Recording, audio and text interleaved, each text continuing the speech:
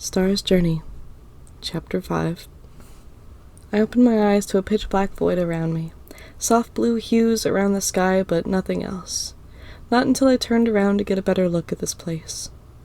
As I turned my head, I felt a gasp get stuck in my throat, my eyes turning black, and fear filled my senses as I was met with two familiar figures. Why won't you let her avenge us? You let her kill us, Jason and Devin said, their voices in unison as they echoed around me. I felt anger rise, my wings bursting outwards in some desperate attempt to scare them off instead of hurting them. You hurt us first! You almost killed us! I screamed, my tail curling around my leg anxiously. They took a few steps towards me. I panicked, looking around me just to see a brick lying on the ground by their feet. I stared back up at them, puffing my wings out more, as much as I could in fear of what was to come. Jason just picked up the brick and slowly took a few steps towards me. We were saving the planet from a monster like yourself, Devin said as Jason walked. I glare at them, screaming my words as tears flood my eyes. We are not monsters! My words were interrupted as the wind gets knocked out of me, a pain in my side as the brick falls to the ground below me. I felt my legs shake and give out under me, making me crumble to the ground, and I lay there, my eyes staring in fear as they walked closer, their fists clenched and their jaws tight. We'll finish the job for her, Jason mumbled, drawing his foot back. I panic and create a flame in my hand, making him pause as I aim it towards him. Please, don't make me hurt you! I cried as the fireball flickered, sparking and lashing out at the air around it as tears blurred my vision. I don't want to hurt anyone! I don't want to become like her! I scream, my eyes widen as they both quickly draw their feet back. Then die, they said, their voices echoing loudly through my ears, yet dying off in the blink of an eye. I couldn't control the fireball any longer as it left my hands to protect myself. Although, in that blink, I had woken up. The fireball still manifested in front of me and now aimed at Winter. I scream in fear as it shoots towards him, and I saw his eyes widen in fear as he looked towards me, quickly ducking as the fireball just missed his ears. I jump up, stumbling over my own feet as I grab him, hugging him so softly as not to hurt him, shaking as I made sure he's okay. Winter, I'm so sorry, I say, holding him close. He pushes me away, landing on his paws and looking at me horrified yet concerned. I wipe my tears out of my eyes to look at him as he tilts his head. I pause, collecting myself before taking a deep breath in and out, grounding myself in my surroundings to combat the memories of the nightmare.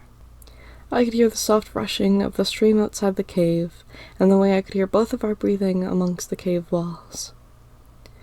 It was just a nightmare. I'm sorry, I mumbled, more to myself than to Winter. Before I could open my eyes again to apologize, he put his paw on my knee, smiling softly at me. I'm sorry, I say softly. He bows his head in a gentle nod. The slowly growing calmness of the moment was interrupted as my stomach growled, a pain resonating through my gut. Winter looked at me, shaking his head softly before walking out of the cave and towards the stream.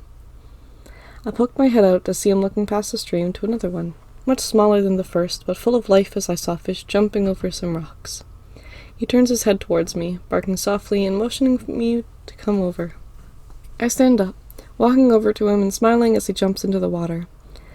I gasp, a little surprised when he hops out of the water with a fish almost the same size as him in his mouth. The smile that made its way across my face felt so odd. My body felt so weak as I woke up more. I fidgeted with the necklace around my fingers, memories slowly coming back, pain in every muscle of my face as my smile faded. Winter walks back over, carrying two big fish and setting them down beside me. I tried my hardest to block out the night that everything happened, but there was something I thankfully was having a hard time blocking out. There was one last message Winter gave to me that night. I flinched as his voice flowed through my memory, gripping Emma's necklace tightly in my hand. I open my mouth to talk, but I notice Winter is nowhere to be seen. I groan and turn to look around. I see a few sticks in a pile in the middle of the clearing, and flinch when I see Winter running with a few more twigs in his mouth towards the pile. I glance between him and the fish before shaking my head, grabbing some bigger sticks and placing them in the pile. "Can you eat raw fish?" I say, confused. I still have yet to figure out if he was a wolf or a human trapped as a wolf. He shook his head and ran to grab more fish, now that we had enough twigs to start a fire. I just let him do his thing as I grab the previous 2 fish and wash them off in the stream. I grab a nice-looking stick, skewering the fish and using my fire to quickly light the pile of sticks. I watched the flames turn from blue to orange, remembering the flames that Emma made when we went camping. I sighed and sat down, holding the fish above the fire. Winter grabs a large pile of leaves and brings them over to set the fish down. He left the unclean ones beside the leaves so that the cooked fish wouldn't get dirty. I don't know how long I sat there, cooking the fish as my mind went elsewhere. I made sure to pay just enough attention to make sure I wasn't burning them after I burnt the first one anyway. I reached to grab another fish, unaware that I had already cooked all 6 Winter had decided to grab. He was sitting peacefully, waiting for me to be done cooking before we both ate. He came and sat beside me, so neither of us had to reach for the fish, and I continued to watch the fire. I put the skeleton of the last fish down beside me, resting my head on my hand as Winter keeps eating beside me. I absent-mindedly brought my hand up, patting Winter softly on the head like I would with any dog. I felt him stop eating as I kept my eyes on the fire. He turns his head towards me, pausing to look at me as I just stare into the flames, going over all of his words, trying to form the right but very late response. I pet his head, scratching behind his ear softly. I jumped as the moment I hit behind his ear, his leg started kicking. We both just stop and stare at each other. He huffs, slightly growling at me and turning away. I laugh softly and bring my hand back. "Sorry," I said, smiling softly. He smiles at me, headbutting my side and going back to eating. I take a moment, knowing if I don't say it now, I'll either forget or never say it at all. I take a soft breath in and look at Winter. He looks up at me, tilting his head and wiping a fish scale off his face. "What do you mean by, I can save her?" His eyes widen as we both look at the necklace in my hands. Flames shine off of it, almost making it glow in a familiar way. He looks down at his paws and then at the sky, almost searching for words. A few moments pass. He pauses his collar with a grumpy expression before standing up, walking past me and back into the forest, following the path we took to get here. "Hey, where are you going?" I said, standing up, a little annoyed he avoided my question. He continued to walk, causing me to have to jog quickly to catch up to him. I heard him huffing in some weird attempt to show his annoyance. I felt guilty about his annoyed expression. I saw him shake his head like he was talking to himself, rolling his eyes and continuing to march on. I decided it was best just to follow for now, so I stayed quiet as he marched towards where I had found him. It wasn't until he jumped off the path and over a bush that I noticed where we were. I stand there awkwardly, leaning against a tree as he paws at the ground, moving some sticks and rocks around. "Are you looking for something?" I ask softly, wanting to help. He ignores me and continues searching, sniffing the air before something seems to catch his eye. It was a black string under a leaf. I glanced at the necklace in my hand, thinking it was just more string missing from Emma's necklace. Winter quickly ran over to it, pawing the leaf away and grabbing the string, revealing a bright white crystal attached to it. It was identical to our necklaces. I stare at him as he brings it over to me. One end was snapped, and I assume that's how he lost it to begin with. I cringed, knowing it was probably from the crash. I crouch down and sit on the ground beside him as he hands me the necklace. I admire the bright quartz crystal cut in an octagon shape that hung onto the string. I look past it to see Winter sitting patiently in front of me. I tilt my head, not knowing the words to question him. He rolls his eyes, putting his paw against the necklace crystal. He seemed to pause, looking down before smiling at me awkwardly, his voice seeming dry as he spoke. "Hello," I screamed, not knowing what to expect before. His voice echoed much less than the scream did amongst the trees. I fell backwards, accidentally dropping the necklace below me as I land on my back. I hear him bark as he jumps back at my scream. I lay there, confused and looking at the trees above me, my head spinning slightly. I quickly shake my head and sit up, scrambling for the necklace and holding it up again in front of me. "You can talk?" I say, scrambling to sit upright. His ears twitch back as I loom over him. He just barks at me and motions to the necklace I was holding. "With this?" I motion to the necklace as he rolls his eyes and nods. That's why you didn't answer me before. You couldn't tell me with just sparks. I mean, it makes sense. It's probably something super important. Why would you want to explain it in a way that wouldn't make sense to me? I continue to ramble, unaware of Winter jumping up to try and get the necklace from my hand, his jaws snapping just below it, or his nose hitting it softly. That's so cool. Does that mean you're a wolf or a human, though? I mumble to myself. I don't think it matters. Magical wolf, shapeshifted human, either way is so cool.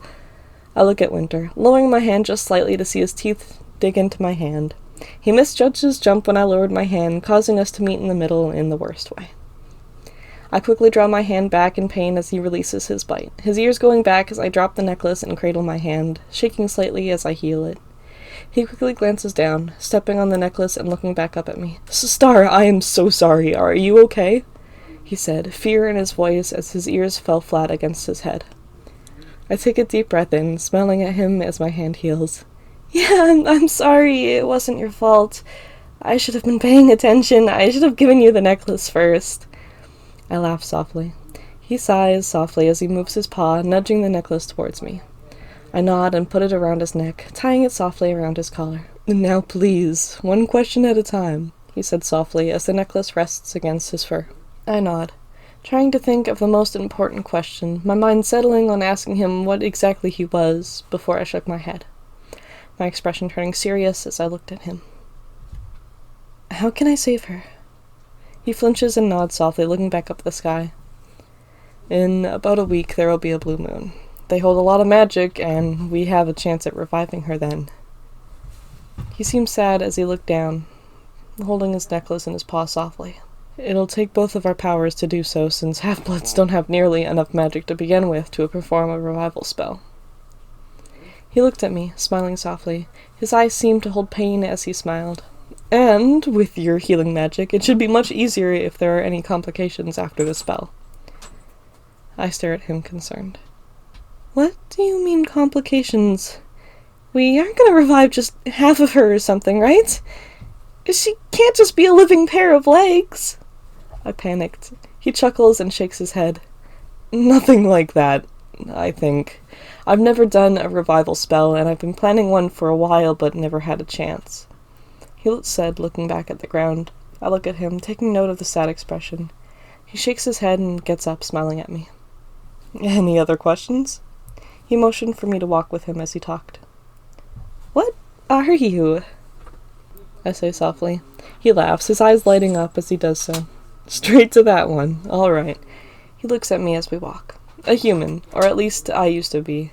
My father turned me into a half-blood demon, which for some odd reason got me trapped into this form.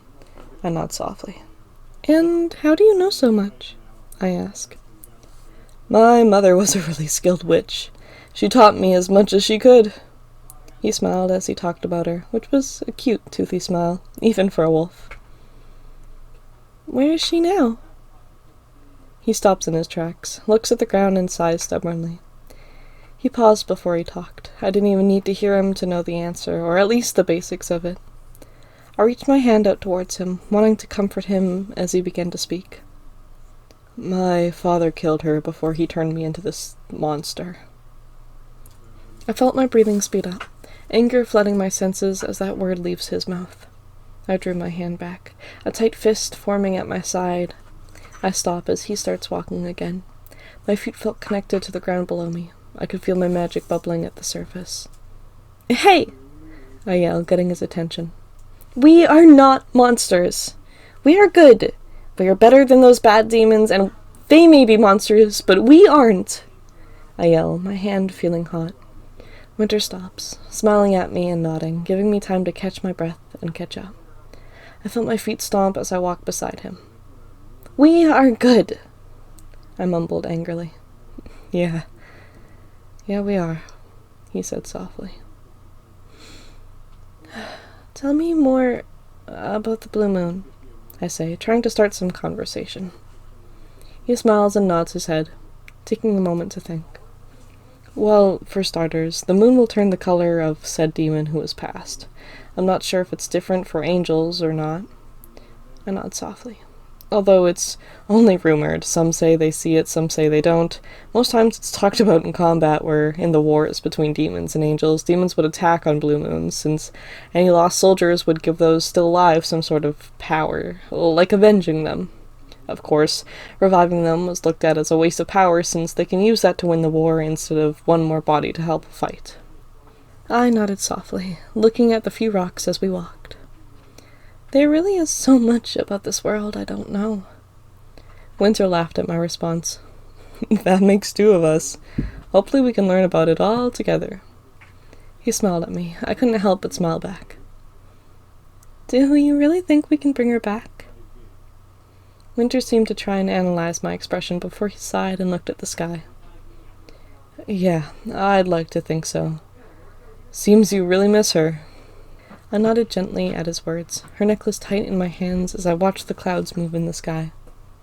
We walked the rest of the way back to the cave in silence. It was comforting. Winter seemed lost in thought and went over to the rock in the cave, pulling out a spell book much like the one I had with me, although it seemed to be the one later in the series. He just sat down and read. I looked up at the sky, watching it slowly turn from blue to red to dark blue, watching the moon rise above the trees. It was about 3/4 full, and it made me nervous to know that the blue moon was soon. I don't know when I fell asleep, but I remember looking up at the moon. My eyes too dry to cry, but the feelings were there, wearing me down. I knew we had a few more days to prepare, however we could.